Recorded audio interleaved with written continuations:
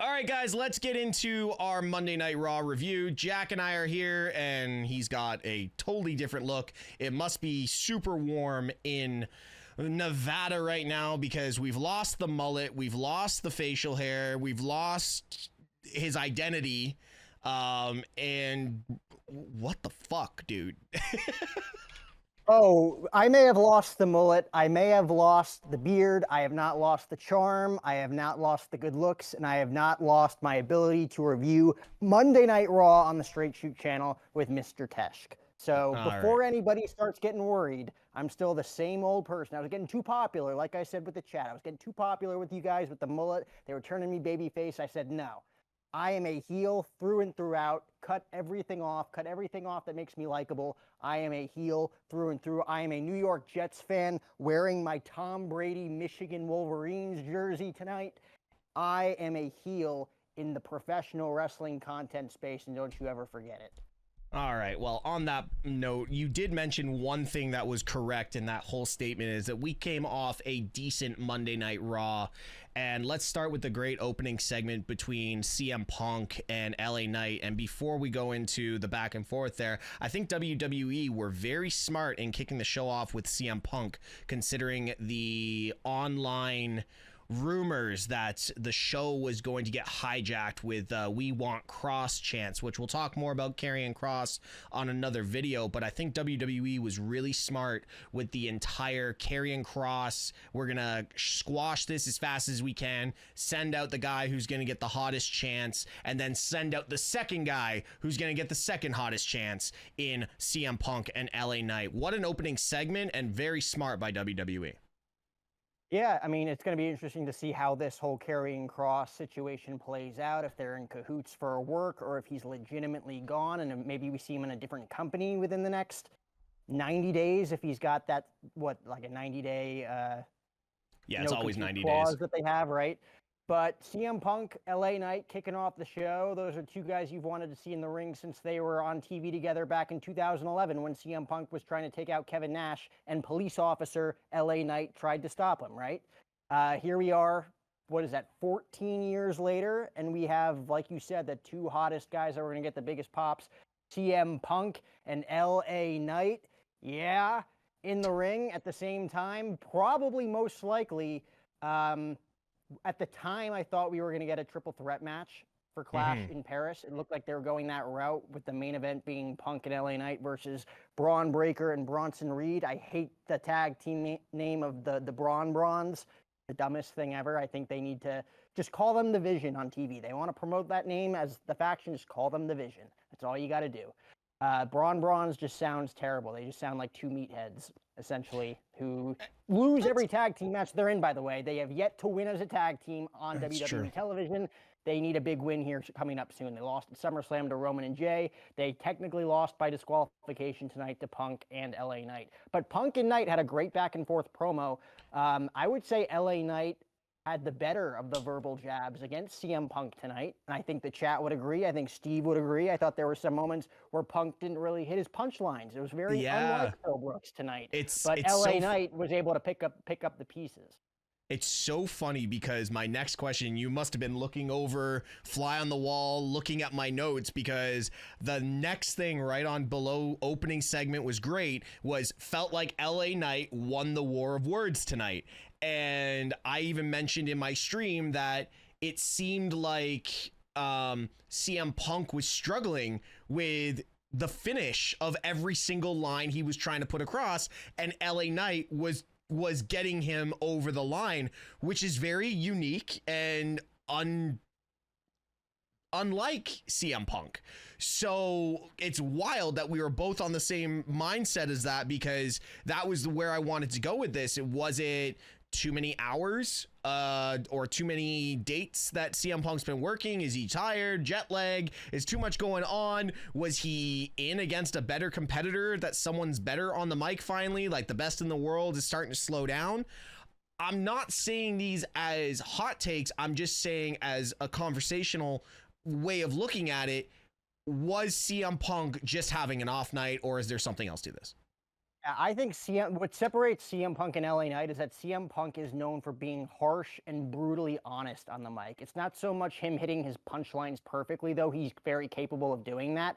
It's Yeah. not so much that's his strong suit. It's more so that he tells the honest goddamn truth, and that's what gets people invested about CM Punk. So I'm not necessarily worried that his punchlines didn't hit, because that's not necessarily why we listen to CM Punk. It's because he tells the truth. Where LA Knight, on the other hand, is a punchline machine.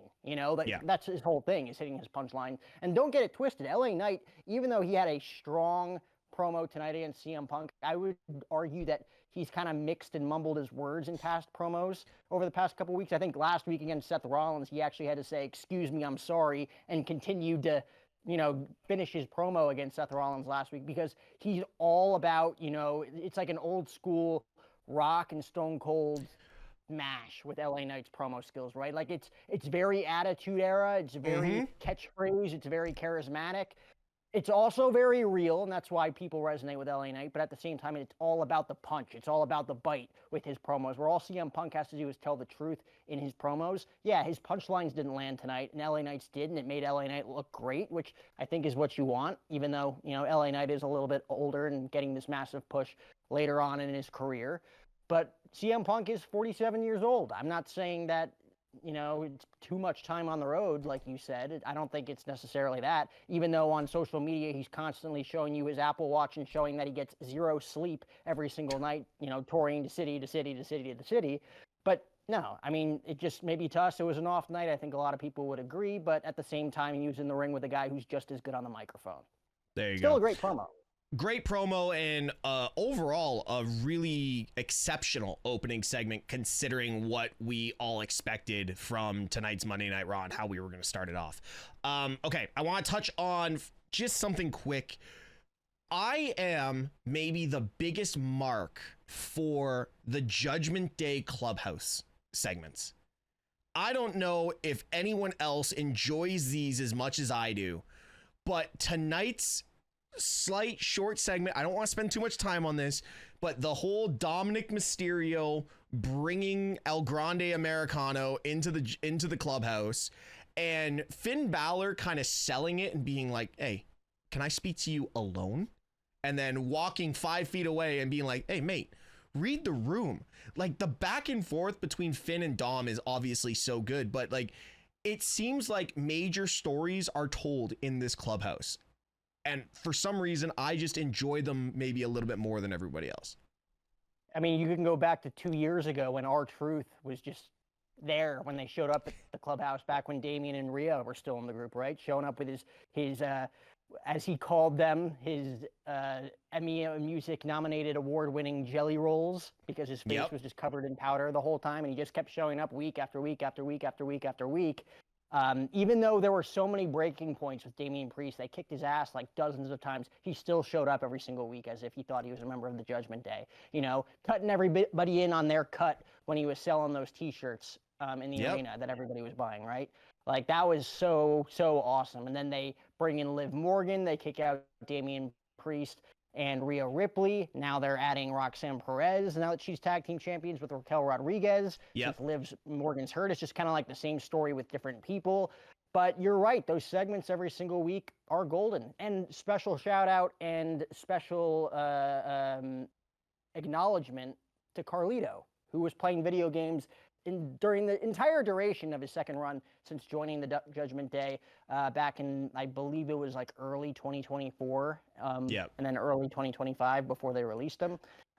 Great guy, future Hall of Famer, Carlito, one of the best personalities that the WWE has ever had, in my opinion.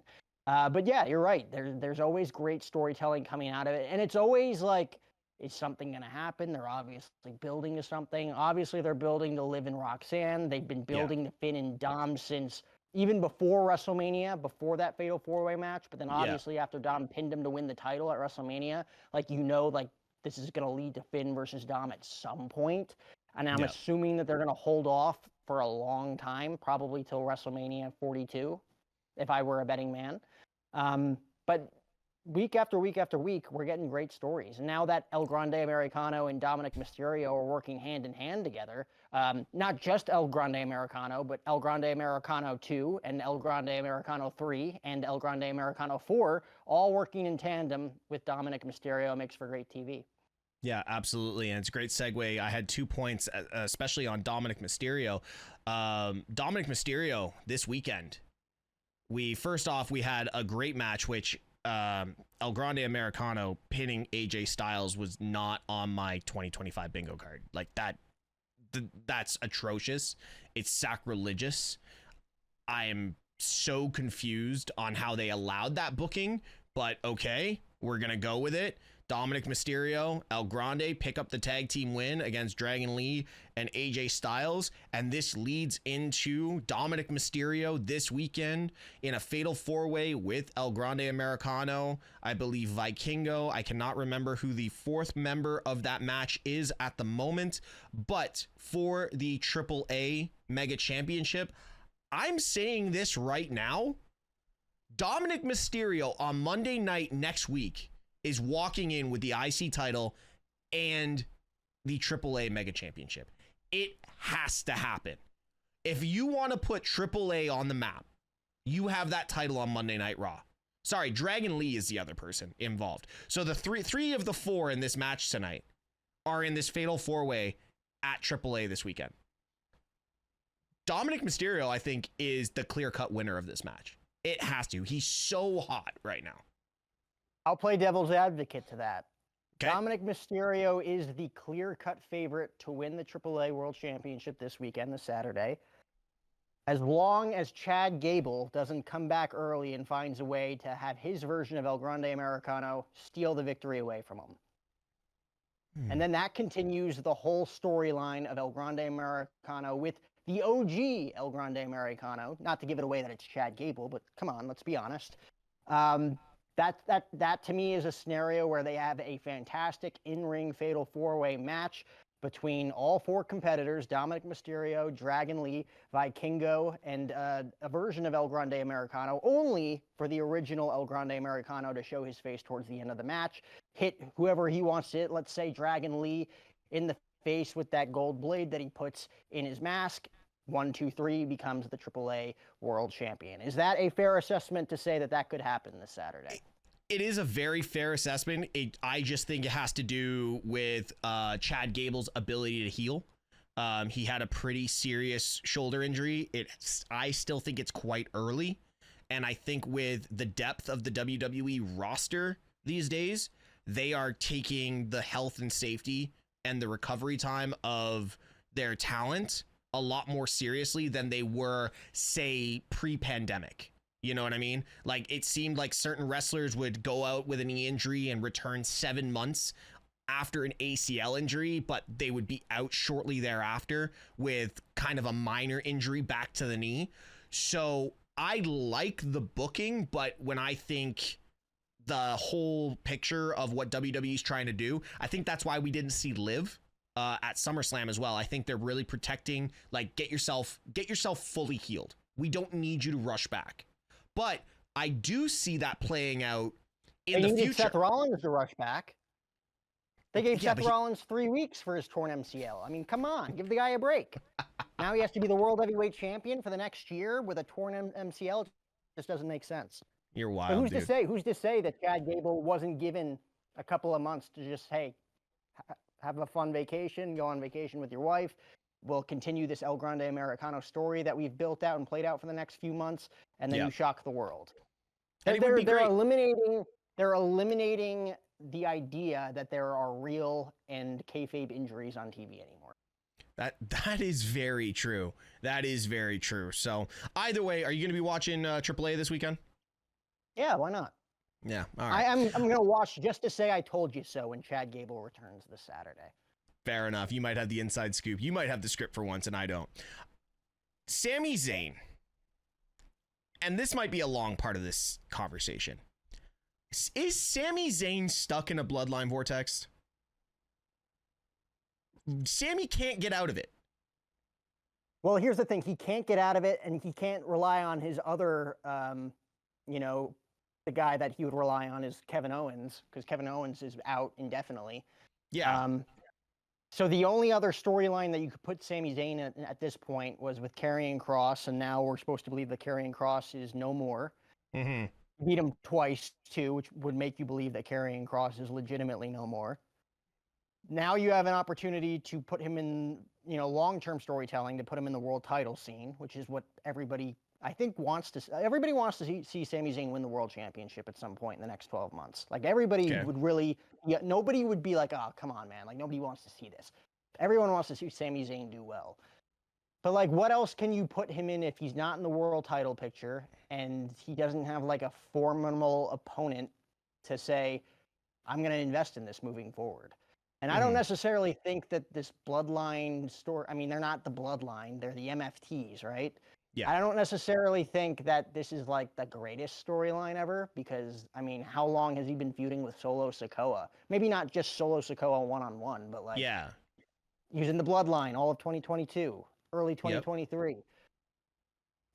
Early and mid 2023 was facing Solo Sikoa for the tag team titles, I believe, at Night of Champions in 2023. Like, we've told the story before. I mean, the bloodline War Games match last year. I mean, we've seen this. We've seen this. Is Jacob Fatu no longer in the title picture for the U.S. title since he's lost to Solo twice now? Like, we don't know. Yeah, I don't know. Go ahead. No, I didn't have much food for thought on that. But like Sami Zayn going after the United States Championship and going after the MFTs, if he wins, it hurts Solo. And I don't think they want to hurt Solo. If he loses, it hurts Sami. So I don't know where they're going with it. And that was my second part. I had two parts on Sami, the world title conversation. I'm on the other side of the fence with this compared to with what you said. I want to know why they're even having the conversation right now about Sami being in the world title picture when I don't see a path for Sami. Right now, there are too many people in the main event scene, in the CM Punks, the Jey Usos, the LA Knights. Those are three top guys. You could throw Roman in there if you wanted, if he's not going to film this movie for an extended period of time. He's already been announced for next week's Monday Night Raw, so we're going to see Roman on the 18th. So why is WWE almost making Sami's world title run a secondary conversation, but we're not seeing Sami flow into the story of the six men that we just saw at the end of Monday Night Raw? You know what I mean? Like, I want to believe Sami can be a world champion, but I feel the world title picture right now is not even something Sami should be thinking about. Maybe throw him over on SmackDown and try and fit him into a Cody feud and have him turn or something. But that defeats the whole thing he just did with Kross. You know what I mean? So it's like, I don't see Sami's path. So let me play devil's advocate again as the heel on this program. Sami Zayn did a backstage interview last week, I believe, on Monday Night Raw, before Sheamus and Rusev, were fighting forever backstage and they took out Sami along the process. He was telling either Jackie Redmond or Kathy Kelly, I forget which one it was, that, like, don't be mistaken. Like, I do have those dark thoughts. I did want to hit him with the steel chair. I did want to do this. I do want to do this. Like, it was almost as if he was like pre-alluding to maybe a long-term story being told where Sami Zayn does give in to his demons almost in a way that Karrion Kross like predicted that he would long-term. And then maybe Karrion Kross is just gone for a while, and maybe this Solo Sikoa feud moves Sami Zayn to SmackDown. And maybe Sami Zayn doesn't win the United States Championship, but maybe after Cody Rhodes is done handling his business with Drew McIntyre, maybe Sami Zayn takes on Cody Rhodes for the WWE Championship, and maybe, just maybe, Sami Zayn's demons get the best of him, turns heel, and then we see the return of Karrion Kross, and we have some sort of Karrion Kross Sami Zayn partnership on SmackDown in the main event WWE title scene with Cody Rhodes heading into maybe Survivor Series Royal Rumble season. Maybe that's an out of left field like pitch, I think you're throwing a Hail Mary there, but I think you're throwing a Hail Mary, but I can see it built that way. I can also see, I know it sounds crazy, Clash has been something that has been Drew's baby since the inception. I could see WWE coming out of left field and putting it on Drew, and then Sammy somehow getting over on SmackDown and Sammy Drew. And listen, Sammy Drew, take my money. That would be a awesome feud. That gets Cody away to film his movie as well. Still keep Cena out of the picture and let his run go. You might have something there. You might have something there. Yeah, I didn't think about that because the Street Fighter, is that the name of the movie? Yep. Street Fighter is not being filmed until, I believe, the 1st of September or shortly after that. So, like, Cody and Roman are freed up all the way up until Clash in Paris. Based on the vignette we got tonight from the holder of the Shulafala, I would assume that we're going to see Roman Reigns versus Bronson Reed one-on-one in Clash in Paris. Yeah. I don't know what they do with Braun Breaker with that, since there's a fatal four-way happening for the world title, but I digress. A run-in. And then a Cody Rhodes versus Drew McIntyre WWE Championship match obviously is happening. And yeah, I hate to say it, but if Drew loses, that just makes him look really bad. You know, you just teamed up in the celebrity tag team match at SummerSlam, win, lose, or draw in that. You didn't pick up the pinfall in that match. You didn't look great. Yeah. And if you just lose to Cody Rhodes in a kind of like not an important title defense, because, you know, these pay-per-views leading up to like the big four are kind of like the placeholders, even though they're all strong PLEs with strong crowds. We all know the big four is WrestleMania, SummerSlam, Survivor Series, and the Royal Rumble. Those are like the big four pay-per. And even you could say the Royal Rumble being in a title match, the title's probably not changing hands. No. So like this is a big title match, but it's also, I hate calling it a filler PLE, but like it's not Survivor Series. It's not WrestleMania, right? But we are in a different era where, you know, Cody Rhodes just won the title at SummerSlam. Cody Rhodes is off to film a movie, though we've talked about it in the past. He wants the John Cena schedule. He wants to be the guy that's on every weekly television show on SmackDown while filming the movie, where Roman's probably going to go away for a month or two. He'll probably be back around Survivor Series after the holder of the Shulafala takes his shoes one more time and hits him with like 6 tsunamis, I'd imagine. Yeah. But that is something that could happen. Sami Zayn versus Drew McIntyre. And I will remind you, Steve, Drew McIntyre has beaten Sami Zayn, I believe, like 12 times. He's 12-0 against Sami Zayn. There's a story you could tell. There's a story that the professional wrestling fans who watch your program in the chat, the professional wrestling fans that are all over the internet, that's a match that everybody can sink their teeth into. Is it the amateur fans, you know, Rock versus John Cena? Oh, let's tune into this because there's 2 celebrities. No. But Sami Zayn versus Drew McIntyre is a wrestling fan's dream title match for the WWE title. Absolutely. And especially at an event like Clash, they are trying to make Clash something special. But I digress. I think we have a lot more to break down with the Sami Zayn storyline. But before we carry on, guys, don't forget to like, subscribe, put the bell on for all notifications that are the Straight Shoot Wrestling channel. Down in the description below, there will be my channel and Jack's O'Hara and Friends channel, where you can go check out some incredible interviews that he has done in the past and upcoming. But Jack, we do this review live, and a follower of mine has just sent a photo and it has now hit your phone. So I would love you to open that and just have a quick little laugh at what was just created. We'll throw it up on screen for the full video. But don't worry, ladies and gentlemen, I cook, I stream, he kicks some butt. Why are my hands so small? My hands aren't that small. I don't know. I just don't know. You know what they say about small hands, Steve? I don't have small hands. Small feet. Yep. Anyways, moving on. Talking about small feet, Jack. Roxanne Perez versus Io Sky. This match, up until the finish, I think I will put down as so far one of my matches of the week, and I don't think it's going to move out of the top 3.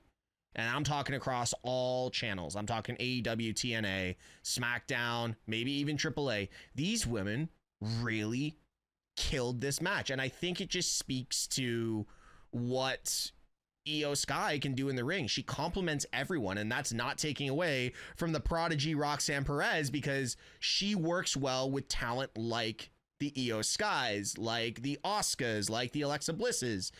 This match was awesome until the finish. Yeah, the finish smelt. You know what it smelt like to me, Steve? I can't hear you because your hands are in the way of the mic. You know what it smelled like? Sorry, I'm trying to please the one fan that made that. You know what that smelled like at the end of me? It smelled like San Diego. It smelled like War Game. It smelled like a potential Kabuki Warriors heel turn, joining forces with Raquel Rodriguez and Roxanne Perez, and maybe throw in Naomi and the Women's World Champion to take on the team of Io Sky, Rhea Ripley. Throw in two others. I don't know who you want to go with. Maybe Charlotte and Alexa Bliss. And then the fifth member being Liv Morgan. Yeah. Think about that. Chew on that for a second of what we could possibly see. But it was a great match. I don't think having Io Sky lose in where she was supposed to have a title match tonight in the main event of Monday Night Raw, losing to Roxanne Perez, made any sense, unless they're like really starting this whole thing early and that we're gonna have a massive War Games match with the 10 people I just mentioned. Because to me, that match was supposed to essentially start the build to a Kabuki Warriors heel turn. I have always thought that Asuka is a way better heel than she is a face. Yes. They got involved, even though it was by accident. The backstage altercation showed me that that's just going to be a slow build to a heel turn from them on Io Sky. Yeah, exactly. And I smelt the War Games build there as well, and I think you're pretty close with it. I think it's somebody's just said in the chat, and I was thinking the same thing. Perez, Raquel, Naomi, Rhea, Stephanie, Io, Bliss, Charlotte, and then maybe a returning Liv Morgan. So I think there's that's going to be a hell of a match, though. Like, if you think of the talent that are in there, so that could be absolutely incredible. We did get the backstage segment with Asuka kind of losing her mind, and then, you know, Kairi Sane going full anime character with the shocked face and everything. You know what? I think the Kabuki Warriors would be better as heels, because then we can actually get them in the tag team picture and not face versus face for Alexa and Charlotte, because right now Alexa and Charlotte have no competition. You know, they've already beaten Raquel and Roxanne, and you can't do the same segment every single week, you know what I mean? And this tag team is so hot right now with Alexa and Charlotte. People are really enjoying this. So we need more competition, and I think heel Kabuki Warriors will work nicely and fit nicely into this Alexa Charlotte thing, because all four of them can go in the ring too. That's the thing. All four. Take away the promos and all that kind of stuff, because listen, the Kabuki Warriors on promos is hard to deal with, but put them in the ring together and these four women can cook. So Becky and Maxine, there's more to this, but I know what they're trying to do with elevate talent that haven't been really utilized, and I think this is going to lead to something with Natalya and Becky, maybe at Clash or Night of Champions or something like that. But this one was very difficult for me to enjoy. I know they were trying to show that Maxine has gotten better, but it almost felt beneath Becky, and I'm trying to not be derogatory about it. It just felt very beneath Becky. Well, her whole mission from a behind-the-scenes standpoint of this is to elevate the Women's Intercontinental Championship and also elevate everybody that she steps in the ring with. She elevated Lyra Valkyria. She elevated Bayley a little bit. I'm assuming they had to pivot to Natalya for Clash in Paris because Nikki Bella is dealing with, you know, injuries / health issues. I didn't really look too much into that, but, you know, speedy recovery to my favorite female wrestler, Nikki Bella. Yep. And yeah, tonight she had a chance to elevate Maxine Dupree, who has not been in the ring on WWE TV in a wrestling capacity in a very long time. You know, we've seen her backstage in segments. We've seen her obviously with Otis and Tozawa and now Natalya. And she got an opportunity tonight, and from an on-screen perspective, it fell flat on its face. You're not going to Yep. hit a home run every time you go out there, and that Exactly. was proven tonight. But yeah, I think this is probably them pivoting to Becky Lynch versus Natalya for the Women's Intercontinental Championship. They could play into the fact that the greatest men's Intercontinental Champion of all time is her uncle, the best there was, the best there is, the best there ever will be, Bret the Hitman Hart. Yeah. It just didn't. It doesn't always hit. It didn't sell. Yeah. Yeah. So, but that's nothing against Maxine, because I have seen her on a few main event spots before the show, and I have seen she's been progressing really well in the ring, and I know her goal is to become, a full-time staple in the women's division, which I think she'll get there. But that one was just I was struggling through that one to find something positive out of it. But again, that's what Becky's trying to do. She's trying to elevate the IC title, which she has done, and hopefully more talent and more opportunities to the Maxines of the world, goes further. So what's your take on the Bailey I was going right into it. That's where we were going next. Sorry, go ahead. Yeah, the Bailey promo for me, dude. I sat there, and it's something very different that we've not gotten with Bailey. We know the better version of Bailey as a heel. Like, I think everyone prefers Bailey as that heel and horrible human being that she can be, not hugging Izzy in the crowd like she did at NXT and the wacky waving arm flailing tube men. The better version of Bailey is a sadistic version, and I was confused up until she started doing the migraine thing, like hitting the pressure points in the jaw where you normally get migraines, and those are your pressure points. And then it was like a very Wyatt 6 ending, which I'm not saying she's joining the Wyatt 6. Like, come on, guys. Like, let's not go crazy. Bailey doesn't need a faction. But this might have been one of my top highlights of the night, was this promo, because I am very much intrigued on where Bailey's going with this. Yeah, I mean, it almost, like, when she was like this, it almost reminded me of like the hurt heel gloves from Bray Wyatt's Firefly Funhouse. And I agree with you. I don't think it has anything to do with the Wyatt 6. If it does, awesome. I'd love to see where they can take it, but I feel like the Wyatt 6 is in a good place right now on SmackDown with what they're doing. Yeah. Just running roughshod over the men's tag team division. Maybe Nikki Cross needs a tag team partner, and then they go after the women's titles. And now you have a whole dynamic where Bailey just joined the Wyatt 6, while Alexa Bliss is a baby face with Charlotte Flair, but Alexa Bliss still has that loose tie to Bray Wyatt. Rotunda family. So I don't know. And again, maybe that's out of left field, kind of like the Sami Zayn, Drew McIntyre stuff. But like, WWE is taking a chance on a superstar that has all the potential in the world, but she's just kind of lost right now. And to your credit, she's not like the greatest baby face in the world. When she was like the hugging Bailey with the inflatable tube men, like that Bailey you never thought could turn heel. No. And then when they turned her, it was incredible. And now that they've turned her and she's been vicious, and we've seen that vicious side, now that they turned her back babyface, and I think she needed to turn face with the build up to WrestleMania 40 with Io Sky. Yeah. Like, now it's kind of like flat, it's like, okay, let's get back into the meat and potatoes of this thing and see if we can give her a story worth getting excited about and worth getting our fans excited about. So like that whole, just like, it kind of like, you hear that screeching sound. Like, have you ever seen the show Severance? Like that screeching sound during the intro of the show, right? And then at the same time, you're getting like almost the very demonic Bray Wyatt, Wyndham Rotunda laugh. Even more scary coming from Bailey. It'll be interesting to see what they do. I hope they don't let us down, though. I really hope they don't let us down.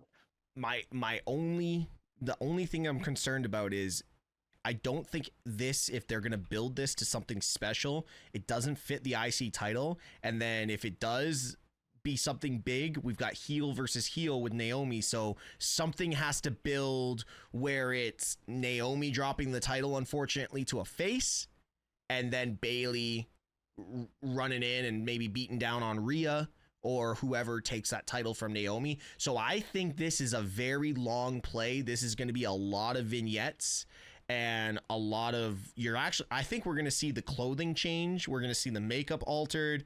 We're going to see the hair kind of change, maybe like a white streak or something. That we're gonna get a whole repackage of Bayley over the next several weeks. I think that's how we're gonna play. And we're definitely getting Bayley versus Lyra as the first feud. Oh, absolutely. Most likely.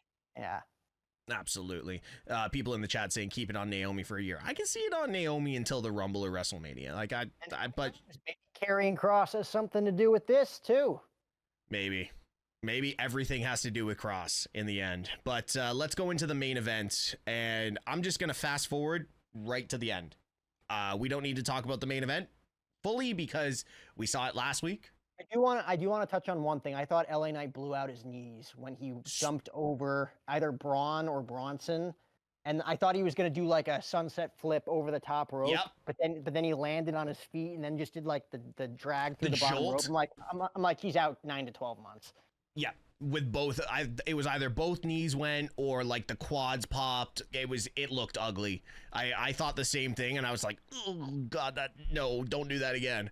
So, but like I was saying, it's the same match from last week, the match from the week before, the ending from the week before that. We know we're gonna get the same thing next week, but this time we're gonna get Roman's running. It's Judgment Day 2023 all over again, and WWE has a system, and it always falls out of SummerSlam. SummerSlam leading to the last week of September, you virtually get the same freaking ending every single night on Monday Night Raw with a little caveat. And then we build into War Games for a month. Is this something you need to fix? Because at the start of my stream, I was like, this is how the end's gonna happen. We're not getting Roman, and the heels are gonna stand tall, and that's what it was. Next week, it's gonna be the faces standing tall. I mean, there's so many moving parts to a business, especially a multi-billion-dollar business on a 7-day-a-week schedule. Someone's working in that company 7 days a week, right? I don't know. There's a lot of moving parts. I think it's hard to book a show every single Monday night for 50 plus years, especially when the guy booking it has been around for like almost 40 years at this. Like he's been around a long time. You got to book new, fresh, exciting stuff to please everybody every single week. Yeah. Is it repeating itself? And has this kind of been like the moniker for the past like decade plus in WWE? Yeah, a little bit. I feel like post WrestleMania, you get all the fresh stuff. You get fresh matchups. You get fresh feuds. You get exciting things, even though they might not take off as legendary feuds. It's like you get like that dream match you never thought you were going to see for the championship. Where SummerSlam, it's like, okay, you probably get like a big heel turn. You get a big moment. And then after that, for the next several months heading into the winter, not a lot of things change. Yeah, the whole Judgment Day, like, dude, the Other Side by Alter Bridge is like a nightmare in my head because like that tune would kickstart every Monday Night Raw for like 18 months, like 2022 all the way through 2023, early 2024. Monday Night Raw was all about the Judgment Day, and they weren't even dominant. They got beat by Cody Rhodes and Zayn and Owens like every single week. It felt like. This is better to me. I know maybe week by week you want to see something different. I think Seth Rollins, Braun Breaker, and Bronson Reed need to stand tall as the dominant, powerful force on Monday Night Raw week in and week out to just prove that point that they're an unbeatable force until a guy like Roman Reigns or CM Punk or whoever they want to be the guy that's going to eventually dethrone Rollins in that group. Maybe it's Braun Breaker long term, right? You know, they get beaten from within. The only thing I don't like about recent booking here, Steve, is that they're making the group look strong without actually making Braun Breaker and Bronson Reed look insanely strong. Yeah, they're putting beatdowns on people, but they're not getting W's. That team has not gotten a W as a tag team match yet since they've joined forces 3 months ago. Like, yes, you can tsunami Roman Reigns all you want. You can tsunami Jey Uso. You can tsunami Punk and LA Knight. You could spear them if you're Braun Breaker all you want and look dominant, which they are. They are dominant heels and they are dominant, badass, individual professional wrestlers. Yeah. But they need to win matches. They do. Like, they're not winning matches. They're just putting beatdowns on these guys and standing tall with their leader who's looked strong for... And I give all props in the world to WWE for finally putting Seth Rollins over in a way that he's desperately needed for years now. Yes. He was a top guy as a babyface in 2022, 2023, 2024.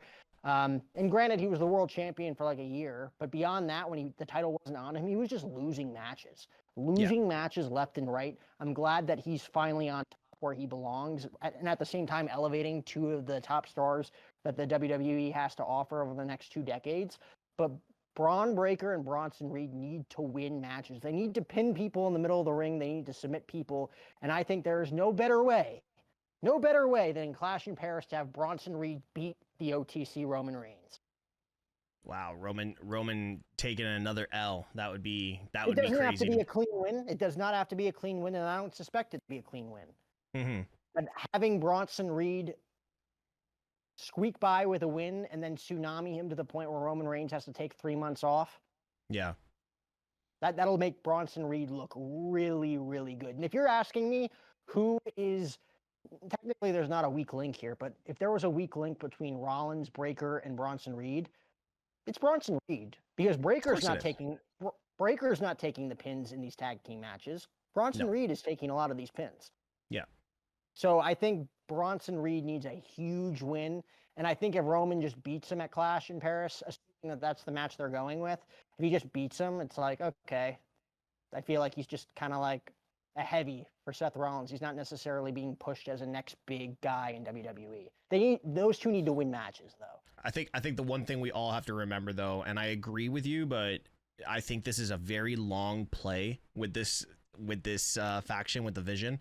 And with every major team, like, just remember watching the Shield when they came out. Seth and Ambrose were that tag team, and yeah, okay, they won matches, but they weren't like excelling because they had to be, behind the big dog, behind Roman Reigns, and it was all about Roman, and they slow played that for how long? Until Plan B came into play, and then all three of them found major success, minus Roman. Roman took another 5 years to get his success. So I think we're looking at the same pattern here. This is so early in this faction's togetherness, or grouping. We're very early, but I see where you are with this. But I think give it 6 months. Give it 6 months and see where we're at that point. So, But anyways, man, we covered Monday Night Raw. Guys, let us know in the comments what you rated on the YouTube channel. I know the chat's live, and I know you guys can all rate Monday Night Raw for us here.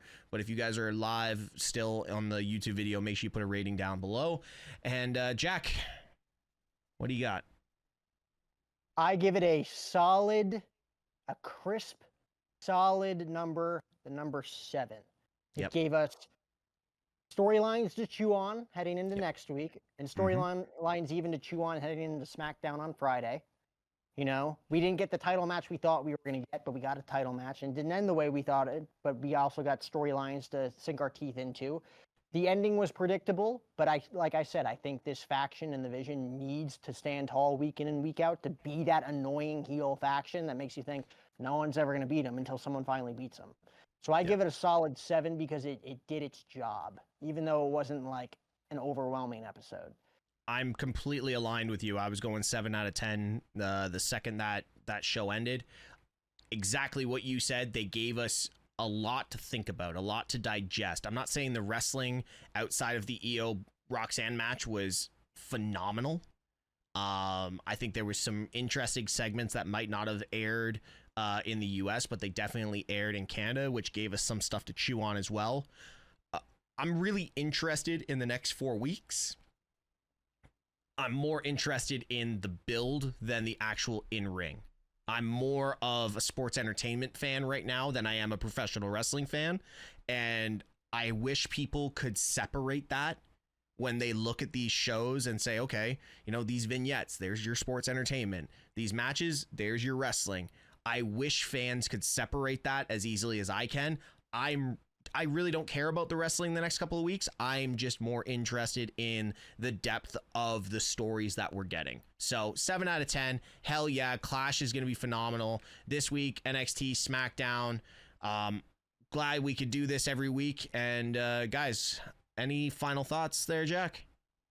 To all my Jackaholics watching around the globe, follow me at Jack O'Hara TV. Remember to follow us. Like, comment, and subscribe on the YouTube channel, even at Straight Shoot Podcast. Anything for you, Steve? Anything you want to say to the chat?